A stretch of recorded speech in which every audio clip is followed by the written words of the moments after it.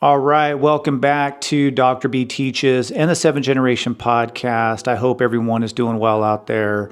Today I'm going to jump around and talk about a few different topics. There's just so many different things going on in the world, and my mind is kind of everywhere right now. I have a lot of different emotions that I want to share with you regarding what's happening in California with these ICE raids. Really what's happening all around the world. I mean, there's just so much. There is a genocide that's taking place in real time in Gaza, and I want to talk about that.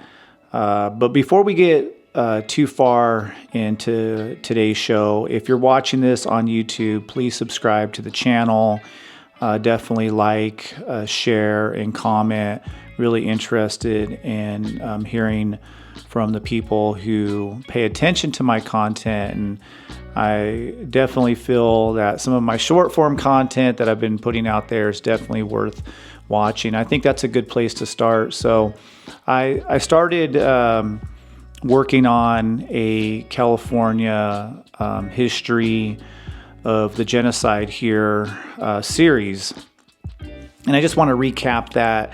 And a lot of that content I've been putting out on all the platforms. So you can check it out here on YouTube if you're watching this on my YouTube channel. Just check out my YouTube shorts. And as of right now, I have 4 episodes. And they're also up on my Instagram and on my TikTok. So my Instagram is 7th Gen Podcast. Definitely check me out there. And then, of course, I'm on TikTok. My handle there is Merciless Savages. So if you don't know anything about the history of California and Native Americans and what happened during the gold rush, it's a pretty brutal and awful history. And so I go through with these short form videos that I've been doing. I just go through some of that history and just trying to pull some of the facts I think are going to really hit home with people.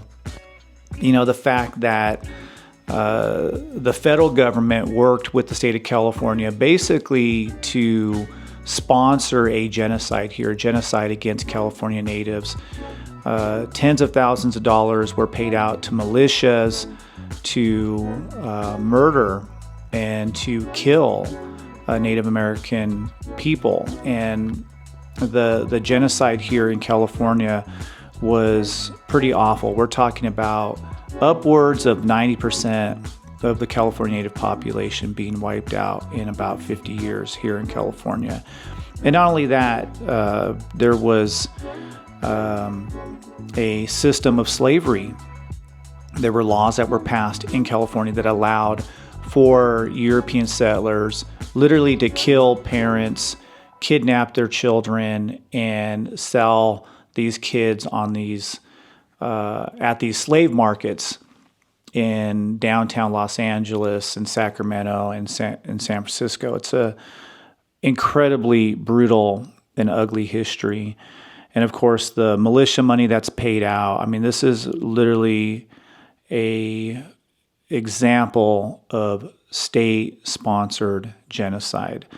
Also, in one of the shorts, I talk about the 18 treaties that were signed but never ratified. And these treaties guaranteed, at least they were supposed to guarantee, over 7 million acres of land to California natives. And so I go through some of that history and talk about how this history really does inform our present day circumstances here in California. Everything from land ownership to water rights and how California operates from an economic perspective. And it all goes back to the takeover of California by settlers. So there's 4 episodes out. I really do encourage you to check them out because there's a lot of really good history. And if you live here in California, you definitely need to learn that history. So I also want to talk a little bit about Oak Flat, give you my thoughts there. So if you've been following my content at all, or if you've been checking out my Instagram, you know I've been to Arizona quite a bit, and I have spent some time at Oak Flat, which is sacred to the San Carlos Apache. The San Carlos Apache have a really interesting history, and I have a lot of friends that live out there on the reservation. And I've been going to Oak Flat, probably going back all the way to 2018, 2017, first time I visited this sacred land. And they've been fighting to protect it from Resolution Copper, who wants to go in and mine for copper.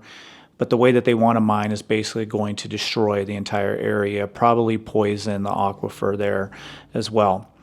And on May 27th, the Supreme Court refused to hear the court case Apache Stronghold versus the United States. And this basically is clearing the way for this Resolution Copper mine. Now, Oak Flat, again, has a some 1,500-year, 2,000-year spiritual significance to the Apache people. And they have grave sites there. This is a place where the highest spirits dwell, at least according to the Apache. It's central to the Apache way of life, the Apache religion. And there's coming-of-age ceremonies as well, some of which I have been able to attend. And these coming-of-age ceremonies, these sunrise dances, are also performed at Oak Flat. So it's a very sacred place. And there are sacred places all over the United States. And I don't think people quite understand how Native American spiritual traditions work. They're all connected to the land, the language, the religion, if you want to call it a religion, or the spiritual outlook is all connected to the land. And you can't separate the land, the culture, the language. It's all interrelated. And so when these sacred places are destroyed, you're basically destroying a way of life. You're destroying, effectively destroying a religion. And so there is a fight going on right now, because if this mine is allowed to be built, be constructed, it's going to level and destroy this sacred place. And we're talking about complete and total destruction.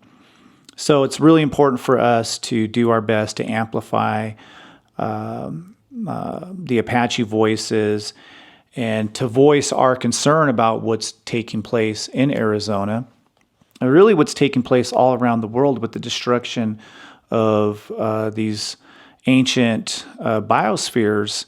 And I don't think people quite understand how important the biosphere is to our survival. The biosphere gives us life.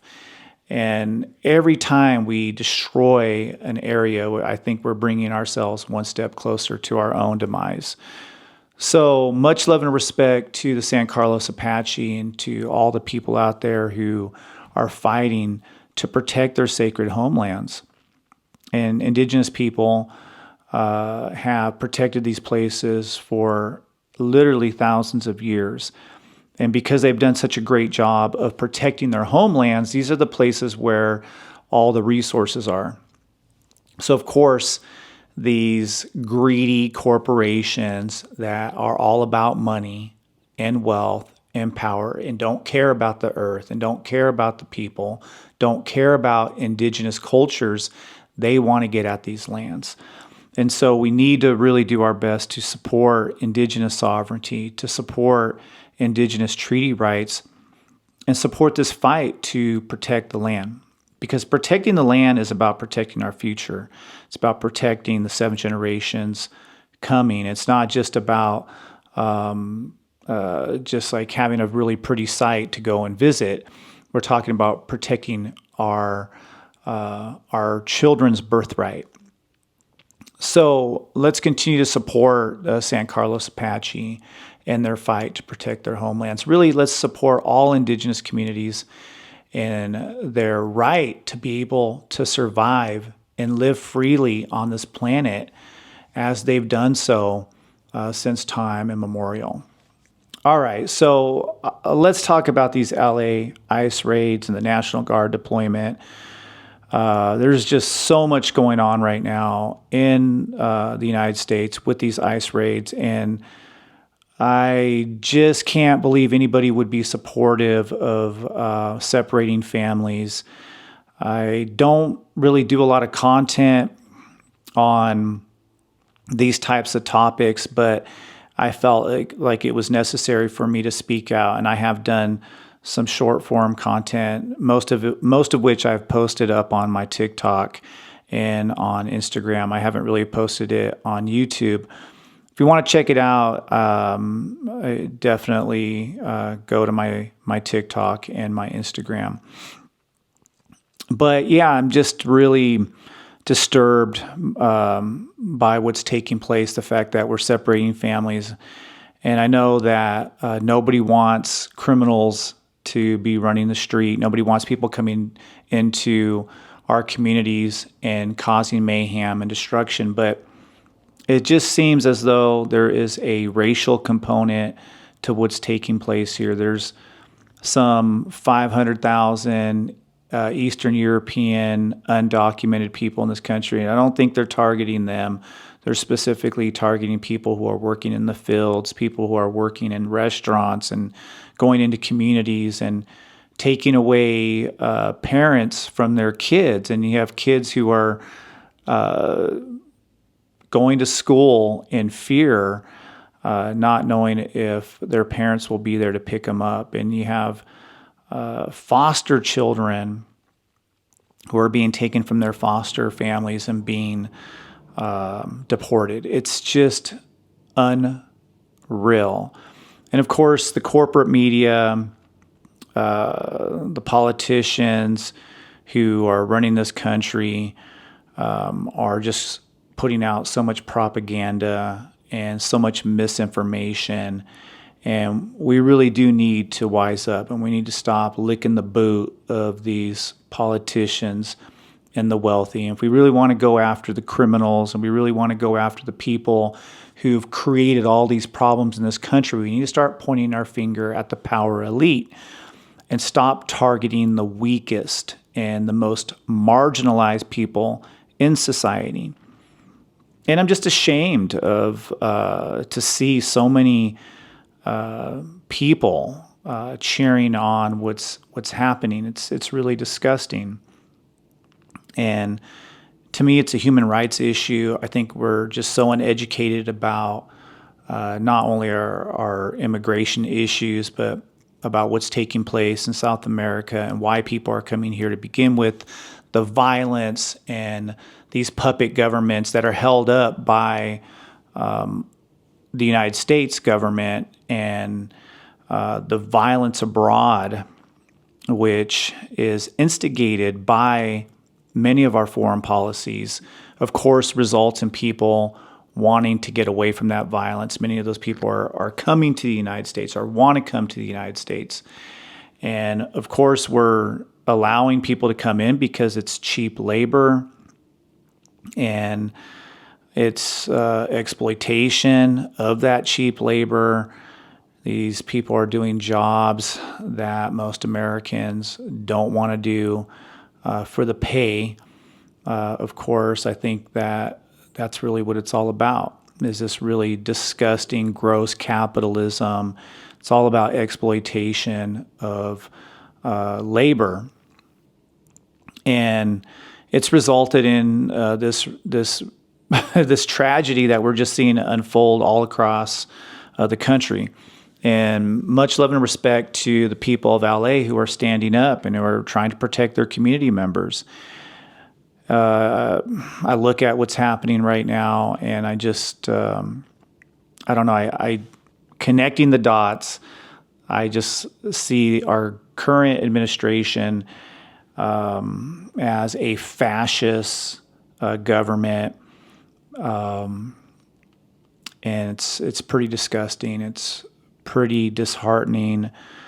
I can't say enough about the people out there who are in the streets, who are fighting ICE, who are fighting the federal government, it takes a lot of guts to do that. It takes a lot of guts to engage in civil disobedience and to protect your communities from what's happening, knowing full well that the corporate media is going to paint a picture that shows the most negative aspects of what's going on here. They're going to show people looting or rioting.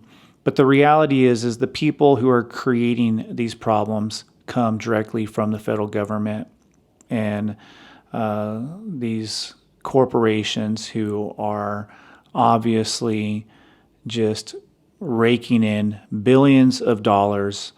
And this is all happening while people are living in these desperate economic situations. So what's happening in LA is just absolutely disgusting. And it's not just LA, it's all across the country. It just so happens that the people of LA have stood up and they are fighting. And again, I've released a couple of short form videos that you can check out on Instagram. You can check them out on TikTok as well. I've been posting them here on my YouTube channel. But I have more to say on this. I really do. I have more to say. It's just really scary. And I really do feel for undocumented families, and to see people who have brown skin, who are being detained, who are being kidnapped with no due process is so inhumane, and it's so disgusting, and it's so American, because this has been going on literally since the beginning of this settler colonial country, which is, in my view, declining quickly. All empires decline, and I see our American empire as being on its last leg. And criminalizing the poor, criminalizing people with brown skin is nothing new. This is what was done to Native Americans, and this is what's being done to brown folk right now. Many of which, by the way, are indigenous or have indigenous ancestry.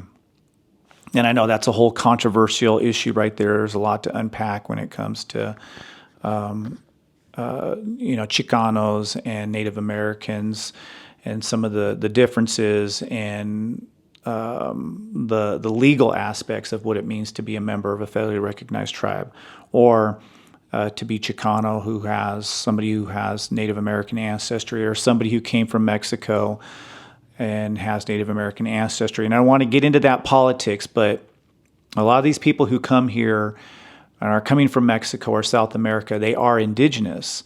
They are native to the Western Hemisphere. They're native to Turtle Island. And but the reality is I feel for all people who are fleeing violence and people who are just looking for a better way of life. So, yeah, what's going on there is just disturbing. And there's so much more I could say about it, but I want to get on to what's happening in Gaza as well. It's a ongoing genocide that's literally being live streamed, and the starvation, the siege tactics. This is settler colonialism, again, at its worst. And that's what settler colonialism is all about. Whether it's settler colonialism here in the United States, or in Australia, or New Zealand, or Canada, it's all about the destruction of the indigenous population. And that's exactly what we're seeing.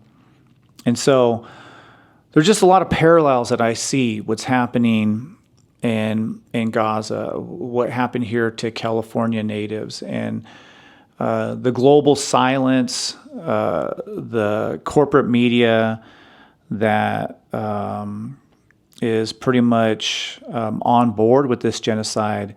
It's just absolutely disgusting. And I encourage the people who do follow my show to demand a permanent ceasefire and some kind of humanitarian access to Gaza.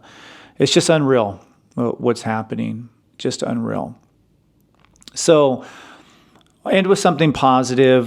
The Pacific Savages and Savages Motorcycle Club. I am a Pacific Savage. That is the motorcycle club I'm a member of. Helped put together the Sonny Boy Memorial Unity Run, which happened a couple of weeks ago. And Sonny Boy was a member of Big Sandy Rancheria, and he lost his life on twos and left behind a 12-year-old daughter who we raised some money for. And we did a ride for him, a blessing, and it was really beautiful event. Big shout out to the Rare Breed nonprofit and Tawanish Wyatt with assisting us in this collaboration. Anyway, it was just a really, it was a good time. It was a good time to get together and celebrate Sonny Boy's life and to do the ride to Big Sandy Rancheria and then on to North Fork Rancheria. And to all the riders who came out, I appreciate all my brothers who helped put together that event. It was really, really good. So there are some positive things going on, and even amid all the chaos and all the craziness that we're seeing around the world, there's people out there who are trying to do some good or trying to get out there in the communities. And I encourage all of you to do that. But big shout out to the Pacific Savages and Savages MC and all my brothers. So I'll leave you with this. Keep fighting, keep learning, keep educating yourself, and stay in the struggle. And I know there's a lot of really terrible things that are happening in the world, and I know it could be a little mind-numbing, but we need people who are willing to get out there and willing to take the time to learn. We need people who are compassionate and are loving and educated, because there is a lot of ugliness in this world, and there are people who have hearts who are filled with hate. And so I just want to remind everybody that compassion and love, these are super important human traits that we need to practice more of. So I'll leave you with that. Continue to learn, continue to speak up, and protect your families and protect your communities. And if you see an injustice, speak out. All right, y'all. This is Dr. B. Dr. B Teaches, 7th Generation Podcast.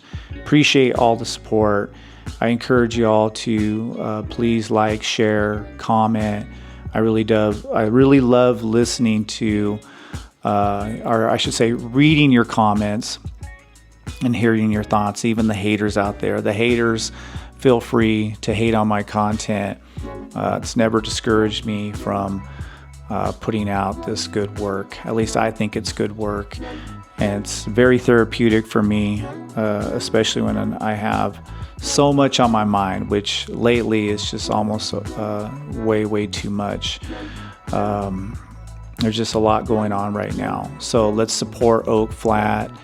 Let's do our best to stop what's happening in Gaza. And of course, let's protect our communities, and let's protect those who are most marginalized. All right, y'all. This is Dr. B. Till next time. Later.